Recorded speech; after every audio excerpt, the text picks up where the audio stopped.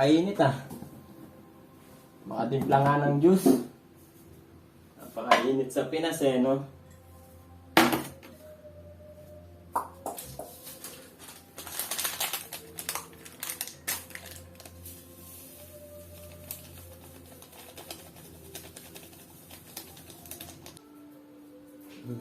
Sarap mag-juice ah. Ano tubig? Mama, wala na pala tayong tubig.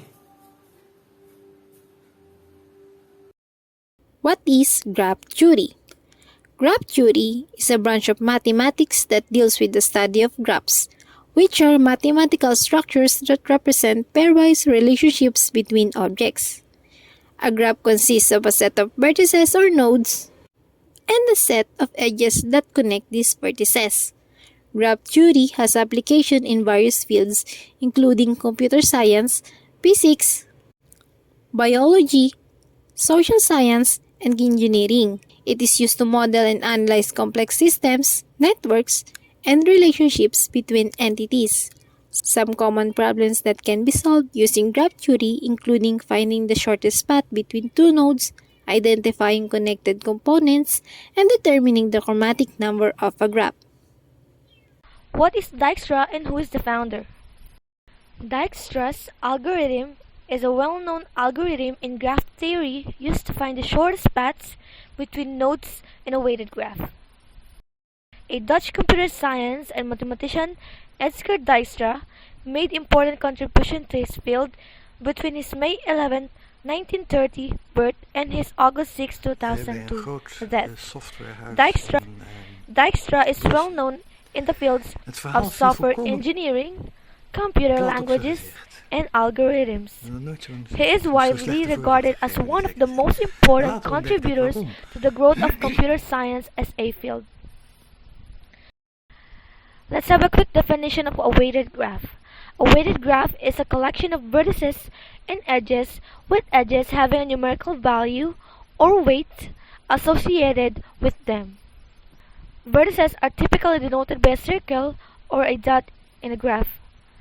Okay, now to the edges. An edge is a line or a connection between two vertices. It represents a relationship or a connection between those two vertices.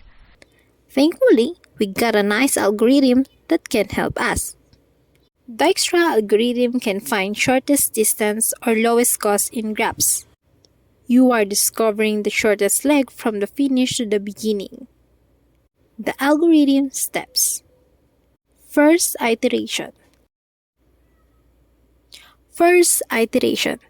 The algorithm selects vertex 3.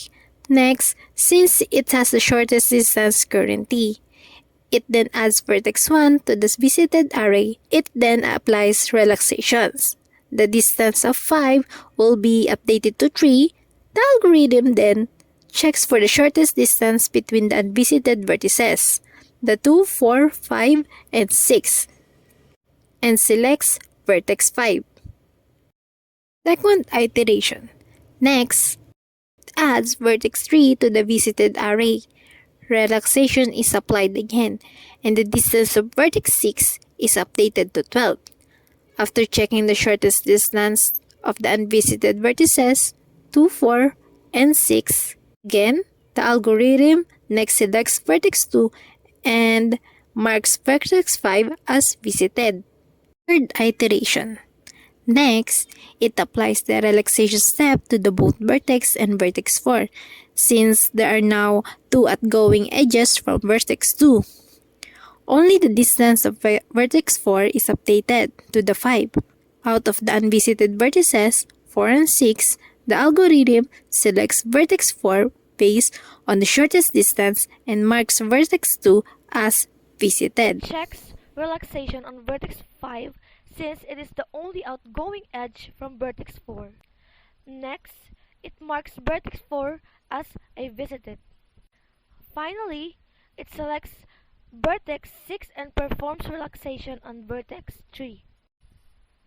Again, it marks vertex 6 as visited.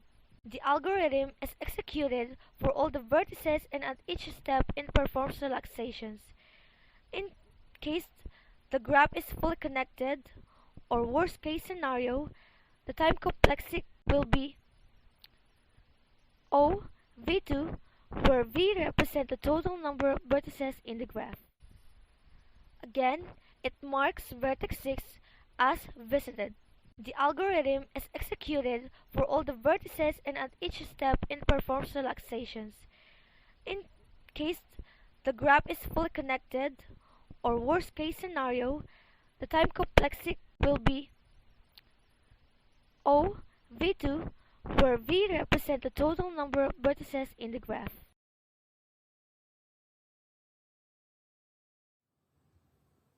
Yun na yan.